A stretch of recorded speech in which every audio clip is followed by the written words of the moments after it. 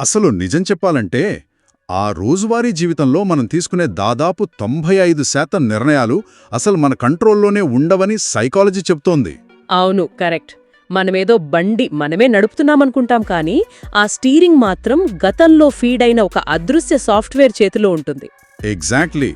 జనాలు ఎంతో కష్టపడతారు, ఎదగాలని ఆరాటపడతారు, కానీ ఆ ఇంజిన్ ఫుల్ స్పీడ్లో రన్ అవుతున్నా కూడా బండి మాత్రం ఒకే చోట ఆగిపోయినట్లు అనిపిస్తుంది. ఒక రకమైన ఆ అదృశ్య ట్రాఫిక్ జామ్లో ఇరుక్కుపోయిన భావన కలుగుతుంది. అది ఒక అత్యంత సహజమైన కానీ లోపల నిరంతరం దహించివేసే పరిస్థితి అని చెప్పాలి. మనం ఎంతో ఎనర్జీని ఖర్చు పెడుతున్నాం, కానీ ఫలితం మాత్రం శూన్యం. అవును.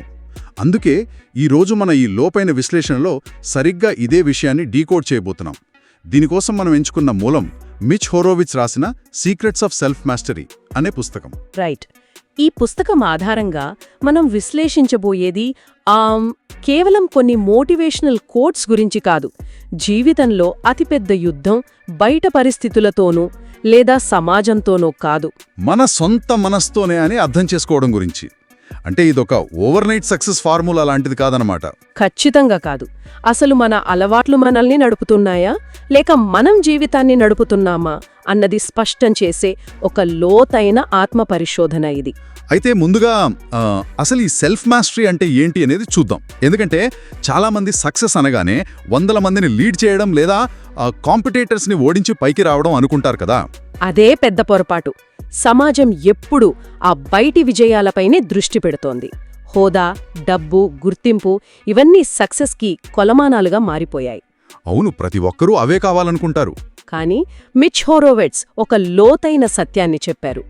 ఏంటంటే ఇతరులను జయించడం కాదు, తనను తాను జయించడం అసలైన మాస్టరీ. తనను తాను జయించడం అంటే లోపలి క్రమశిక్షణ లేకుండా బయటి విజయం ఎప్పటికీ నిలబడదు అంటారా? 100%. ఎందుకంటే ఒక వ్యక్తి ఎంత సంపాదించినా తన భావోద్వేగాలను తను నియంత్రించుకోలేకపోతే ఆ విజయం పేకమేడలాంటిదే. బయట ఎంత పెద్ద సామ్రాజ్యాన్ని స్థాపించినా కూడా లోపల గందరగోళం ఉంటే ఆ సామ్రాజ్యం ఎప్పుడూ ఒకప్పుడు కూలిపోతుంది. కానీ ఇక్కడ ఒక ప్రాక్టికల్ సమస్య ఉందండి. స్వేచ్ఛ లేదా ఫ్రీడమ్ అంటే మనకు నచ్చింది చేయడం, ఏ నిబంధనలు లేకుండా బతకడం అని ఈ రోజులో చాలామంది నమ్ముతున్నారు. అది కేవలం ఒక భ్రమ మాత్రమే. అదే కదా. మరి కోరికలను, ఆ ఇంపల్సెస్ని అణిచిపెట్టుకుంటూ బతకాల్సొస్తే అది ఒక రకమైన జైలవుతుంది కదా. అందులో స్వేచ్ఛ ఎక్కడుంది? అంటే భావోద్వేగాలను అణిచిపెట్టుకోవడం సెల్ఫ్ మాస్టరీ కానే కాదు. కోపం, భయం, ఆనందం ఇవన్నీ మనిషికి చాలా సహజం. నిజమైన స్వేచ్ఛ అంటే ఆ భావోద్వేగాలకు మనం బానిస కాకపోవడం. ఓహో, బానిస కాకపోవడం. ఒక ఉదాహరణతో చెప్తారా దీని? తప్పకుండా. ఇప్పుడు ఇంట్లో చల్లిగా ఉన్నప్పుడు ఫైర్ ప్లేస్లో మంట పెడితే అది వెచ్చదనాన్నిస్తుంది కదా. అదే మంట అదుపు తప్పి ఇల్లంతా వ్యాపిస్తే ప్రమాదం. రైట్, ఇల్లంతా కాలిపోతుంది. ఎగ్జాక్ట్లీ. కోపం కూడా అలాంటిదే. ట్రాఫిక్లో ఎవరో ఓవర్టేక్ చేసినప్పుడు కోపం రావడం సహజం. కానీ ఆ కోపాన్ని ఎలా వాడాలో, దానికి ఎలా స్పందించాలో నిర్ణయించే కంట్రోల్ ఆ వ్యక్తి చేతిలో ఉంటే అది స్వేచ్ఛ. అలా కాకుండా కోపం వచ్చిన ప్రతిసారి గుడ్డిగా రియాక్ట్ అయిపోతే అతను ఆ ఎమోషన్కి బానిసైనట్లే అంటారు. ఖచ్చితంగా. ఇది నిజంగా ఆలోచించాల్సిన విషయం. పరిస్థితిలో కాదు, వ్యత్యాసమంతా ఆ పరిస్థితికి ఇచ్చే ప్రతిస్పందనలో ఉంది. అవును, మన చేతుల్లో ఉండేది ఆ ప్రతిస్పందన మాత్రమే. బాగానే ఉంది, కానీ ఈ మూలాల్లో ఆలోచనలే వాస్తవాలుగా మారతాయి అనే ఒక ఆసక్తికరమైన పాయింట్ ఉంది. ఇది వినడానికి కొంచెం మ్యాజిక్ లాగా లేదా ద సీక్రెట్ లాంటి పుస్తకాల్లో చెప్పే థీరీలా అనిపిస్తోంది. అంటే మీరు ఆ లా ఆఫ్ అట్రాక్షన్ లాంటిదనుకుంటున్నారా? అదే కదా. అంటే ఎవరైనా కదలకుండా కూర్చుని నేను లక్షాధికారిని కావాలని పాజిటివ్గా ఆలోచిస్తే వాళ్ల ముందు డబ్బు ప్రత్యక్షమవుతుందా? ఇది మరీ ఫ్యాంటసీలా లేదా దీని వెనక ఉన్న అసలు లాజిక్ ఏంటి? మీరు అడిగిన ప్రశ్న చాలా వ్యాలిడ్. ఇది గాల్లోంచి డబ్బును సృష్టించే మ్యాజిక్ ఏమాత్రం కాదు. ఇది పక్కా న్యూరోసైన్స్ మరియు సైకాలజీ. ఓకే, సైన్స్ అంటారు, ఎలాగో వివరిస్తారా? ఆలోచనలు వాస్తవాన్ని సృష్టిస్తాయి అనడం వెనక ఉన్న మెకానిజం ఏంటంటే, మన రోజువారీ నిశ్శబ్ద ఆలోచనలు నెమ్మదిగా మన మెదడులో న్యూరల్ పాత్వేస్ని నిర్మిస్తాయి. అంటే ఒక రకమైన భావోద్వేగాల ప్యాటర్న్స్ని తయారు చేస్తాయి. ఆ ప్యాటర్న్స్ మనల్ని నడుపుతాయా? అవును, ఆ ప్యాటర్న్స్ మన యాక్షన్స్ మరియు నిర్ణయాలను ఆటోమేట్ చేస్తాయి. ఆ నిర్ణయాలే చివరికి ఫలితాలుగా మారుతాయి. దీన్ని ఇంకాస్త సులభంగా అర్థం చేసుకోవాలంటే మన సబ్కాన్షియస్ మైండ్ అనేది ఒక స్మార్ట్ ఫోన్ కీబోర్డ్లోని ప్రిడిక్టివ్ టెక్స్ట్ ఆల్గరిథం లాంటిదనుకోవచ్చా? అద్భుతమైన పోలిక. ఖచ్చితంగా అదే జరుగుతుంది. అంటే మనం రోజూ నేను చెయ్యలేను, నాకు రాదు అని టైప్ చేస్తూ ఉంటే మెదడు ఆ ఆల్గరిథంని నేర్చేసుకుని మనం ఏదైనా కొత్త పని మొదలుపెట్టకముందే ఆటోమేటిక్గా ఫెయిల్యూర్ అని ఆటోఫిల్ చేసేస్తుంది, అంతేనా? కరెక్ట్. ఉపచేతన మనసుకి ఏది నిజం, ఏది అబద్ధం అని విశ్లేషించే శక్తి ఉండదు. మనం పదే పదే ఏది నమ్ముతామో అదే వాస్తవం అని అది ఫిక్స్ అయిపోతుంది. నేను సరిపోను, లేదా మా కుటుంబంలో ఎవరూ లాంటి రిస్క్ తీసుకోలేదు కాబట్టి నేను చెయ్యలేను లాంటివి కేవలం అరువు తెచ్చుకున్న నమ్మకాలే కదా? అవును, సమాజం నుంచి, మన వాతావరణం నుంచి అరువు తెచ్చుకుండవి. కాని ఆల్గారిథం వాటినే పదే పదే ప్లే చేస్తుంది. అందుకే పాజిటివ్ థింకింగ్ అంటే నిజాన్ని విస్మరించి అబద్ధం చెప్పుకోవడం కాదు. మరేంటి, కష్టం వచ్చినప్పుడు అన్నీ బాగున్నాయనుకోవాలా? కాదు. ఒక కష్టం వచ్చినప్పుడు దీన్నుంచి నేను నేర్చుకుంటాను అని సచేతనంగా కొత్త కోడ్ని ఆల్గరిథంలోకి ఫీడ్ చేయడం. ఆ కొత్త ఇంటర్ప్రిటేషనే మన తదుపరి యాక్షన్ని నిర్ణయిస్తుంది. ఇది చాలా ఆసక్తికరంగా ఉంది. పాత నమ్మకాలను గుర్తించి సచేతనంగా కొత్త కోడ్ని ఫీడ్ చేయాలి. అయితే ఇది వినడానికి సులభంగానే ఉన్నా, ఒకవేళ ఇది అంత సులువైన పనైతే ఆ జనవరి నెలలో ఎంతో ఉత్సాహంగా పెట్టుకున్న రిజల్యూషన్స్ ఫిబ్రవరి రాకముందే ఎందుకు ఫెయిల్ అవుతున్నాయి? ఎందుకంటే మనం కొత్త కోడ్ ఇవ్వడానికి ప్రయత్నించిన వెంటనే భౌతికంగా మనల్ని ఆపే ఒక శక్తి ఉంది. అదేంటి? మన మెదడుకి కొత్త కోడ్ని ఇవ్వడానికి ప్రయత్నించిన వెంటనే అడ్డుపడేదేంటి? ఇక్కడే మన మెదడులోని ప్రాచీన సెక్యూరిటీ సిస్టమ్ రంగంలోకి దిగుతుంది. అదే భయం. ఓ, భయం. ఇది అందరికీ ఉండేదే కదా? అవును. మానవ పరిణామ క్రమంలో మెదడు డిజైన్ చేయబడింది కేవలం సర్వైవల్ కోసం మాత్రమే, సక్సెస్ కోసం కాదు. దానికి తెలియని పరిస్థితి ఎదురైతే దాన్ని ఒక ప్రాణహానిగా భావిస్తుంది. అంటే ఒక కొత్త పని నేర్చుకోవాలన్నా, పాత అలవాటు మార్చుకోవాలన్నా అది భయాన్ని ప్రొజెక్ట్ చేస్తుందన్నమాట. ఖచ్చితంగా. అంటే ఒక ఉద్యోగం నచ్చకపోయినా అందులోనే ఉండిపోతారు, ఎందుకంటే అది వారికి తెలిసిన వాతావరణం. అవును. ఆ కంఫర్ట్ జోన్ అనేది బయటికి సురక్షితంగా కనిపించే ఒక నెమ్మదైన జైలు లాంటిది. భలే చెప్పారు. అంటే భయం అనేది మన సిస్టంలో ఉన్న ఒక అవుట్డేటెడ్ యాంటీవైరస్ లాంటిదన్నమాట. వాడు బయట నుంచొచ్చే ప్రమాదాలను ఆపబోయి అసలు సిస్టంకి కావాల్సిన కొత్త అప్డేట్స్ను కూడా వైరస్ అని భ్రమపడి బ్లాక్ చేసేస్తుంటాడు. అవును, ఎగ్జాక్ట్లీ అలాగే పనిచేస్తుంది భయం. మరి ఈ యాంటీవైరస్ని డిజేబుల్ చేయడం ఎలా? ఈ భయం సృష్టించే ఆ ఫేక్ ఫోర్కాస్ట్ నుంచి బయటపడటం ఎలా? భయాన్ని పూర్తిగా చంపేయడం లేదా ఆ యాంటీవైరస్ని పూర్తిగా డిసేబుల్ చేయడం అనేది అసాధ్యం. అది మనలో ఒక భాగం. కానీ దానికి డ్రైవింగ్ సీట్ ఇవ్వకూడదు. ఆ అప్డేట్ని మాన్యువల్గా అప్రూవ్ చేయాలి. మాన్యువల్గా అప్రూవ్ చేయడం అంటే ప్రాక్టికల్గా ఎలా చేస్తాం దీన్ని? దానికి మిచ్ హోరోవిట్స్ చెప్పిన ఒక చిన్న మెకానిజం ఉంది. సాధారణంగా భయం వచ్చినప్పుడు మన బ్రెయిన్ అడిగే మొదటి ప్రశ్న, ఒకవేళ నేను ఫెయిల్ అయితే ఎలా అని. అవును, ముందు నెగటివ్గానే ఆలోచిస్తాం. దానికి బదులు సచేతనంగా ఆ ప్రశ్నను ఇలా మార్చాలి, ఒకవేళ ఇది వర్కౌట్ అయితే అని అడగాలి. ఒకవేళ ఇది వర్కౌట్ అయితే, బాగుంది. ఎప్పుడైతే ఈ ప్రశ్నను అడుగుతామో మెదడులోని కెమికల్ రియాక్షన్ పూర్తిగా మారిపోయి ఫోకస్ ప్రాబ్లం నుంచి పాజిబిలిటీ వైపు షిఫ్ట్ అవుతుంది. ఎనర్జీ తక్షణమే మారుతుంది. ప్రశ్న మార్చగానే ఆలోచన విధానంలో ఖచ్చితంగా మార్పు వస్తుంది. ఒక ఉత్సాహం కూడా వస్తుంది. కానీ ఆ ఉత్సాహం ఎన్ని రోజులుంటుంది? మోటివేషన్ అనేది ఒక టెంపరరీ సాఫ్ట్వేర్ ప్యాచ్ లాంటిది కదా? అవును, మోటివేషన్ ఎప్పుడూ ఒకేలా ఉండదు. యూట్యూబ్లో ఒక వీడియో చూసినప్పుడో లేదా ఒక మంచి పుస్తకం చదివినప్పుడో 2 రోజులు ఎనర్జీ వస్తుంది. ఆ తర్వాత మళ్ళీ పాత సిస్టమ్ క్రాష్ అవుతుంది. లాంగ్ టర్మ్లో ముందుకు సాగాలంటే అసలు ఏం కావాలి? అక్కడే మనకు అసలైన ఆయుధం అవసరమవుతుంది. అదే క్రమశిక్షణ లేదా డిసిప్లిన్. మోటివేషన్ అనేది కేవలం మూడ్ మీద ఆధారపడుంటుంది. అంటే మూడున్నప్పుడు పనిచేయడం ఎవరైనా చేస్తారు. అవును, కానీ మూడ్ లేనప్పుడు, అసలు చేయబుద్ధి కానప్పుడు కూడా ఆ పనిని చేయగలగడమే నిజమైన సెల్ఫ్ మాస్టరీ. అప్పటికప్పుడు వచ్చే స్వల్పకాలిక సౌకర్యం దీర్ఘకాలిక పశ్చాత్తాపాన్నిస్తుంది. స్వల్పకాలిక సౌకర్యం దీర్ఘకాలిక పశ్చాత్తాపం. నిజమే.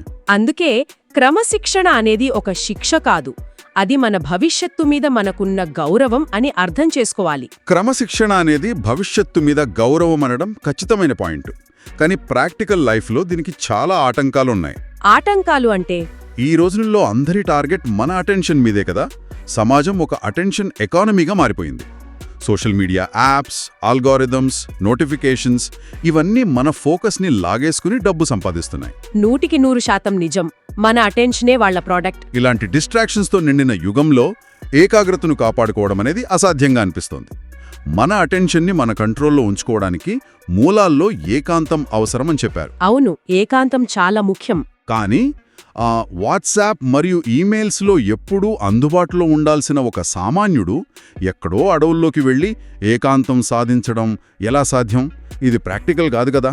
ఏకాంతమంటే సమాజం నుంచి పారిపోయి అడవుల్లోకి వెళ్లడం కాదు.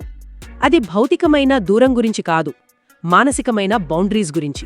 ఓకే, మానసికమైన బౌండరీస్ అంటే ఫోన్ స్విచ్ ఆఫ్ చేయడం లాంటిదా? ఒక రకంగా అంతే. ఈ ఆల్గరిథమ్స్ డిజైన్ చేసిందే మన బ్రెయిన్లోని డోపామైన్ని ట్రిగర్ చేసి మనల్ని కట్టిపడేయడానికి. దీన్ని బ్రేక్ చేయాలంటే రోజులో ఒక అరగంట పాటైనా మైక్రో సాలిట్యూడ్ అంటే సూక్ష్మమైన ఏకాంతాన్ని ప్రాక్టీస్ చేయాలి. మైక్రో సాలిట్యూడ్ వినడానికి కొత్తగా ఉంది. ఎలా చేయాలి దీన్ని? ఆ సమయంలో ఫోన్, స్క్రీన్స్, ఎలాంటి బయటి ఇన్పుట్ లేకుండా కేవలం మనతో మనం గడపాలి. నా అటెన్షన్ నా లక్ష్యాల కోసం పనిచేస్తుందా లేక వేరే ఎవరిదో ఆల్గరిథం కోసమా అని ప్రశ్నించుకోవాలి. Super logical. ఆ చిన్న నిశ్శబ్దంలోనే మన అసలైన వాయిస్ వినిపిస్తుంది, బ్రెయిన్ రీసెట్ అవుతుంది. అయితే ఒక్కసారి మన అటెన్షన్ని మనం వెనక్కి తీసుకున్నాక ఆ శక్తిని ఎటువైపు మళ్లించాలి? ఈ ఇమాజినేషన్ లేదా ఊహాశక్తి గురించి మూలాల్లో ఒక ముఖ్యమైన పాయింట్ ఉంది. అవును, ఇమాజినేషన్ అనేది చాలా పవర్ఫుల్ టూల్.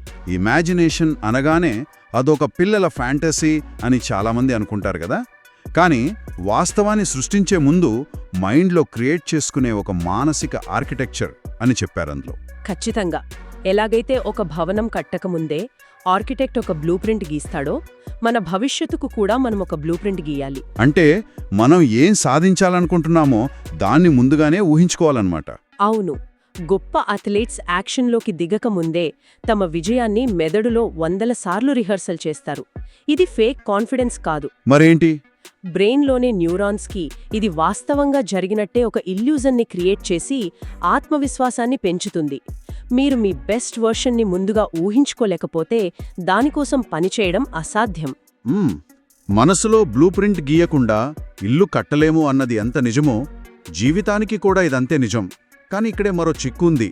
అదేంటో చెప్పండి. ఒక అద్భుతమైన బ్లూ ప్రింట్ గీసుకుని కష్టపడి ఆ ఇల్లు కట్టేసిన తర్వాత కూడా అంటే ఒక విజయమో డబ్బో సాధించిన తర్వాత కూడా చాలామందికి ఒక రకమైన శూన్యత ఎందుకు వస్తుంది? రైట్, సక్సెస్ వచ్చిన తర్వాత కూడా శాంతి ఉండదు. అవును, మన లక్ష్యం మన అసలైన పర్పస్కి కనెక్ట్ అయ్యిందా లేక కేవలం మన ఈగోకి సంబంధించిందా అని ఎలా తెలుసుకోవాలి?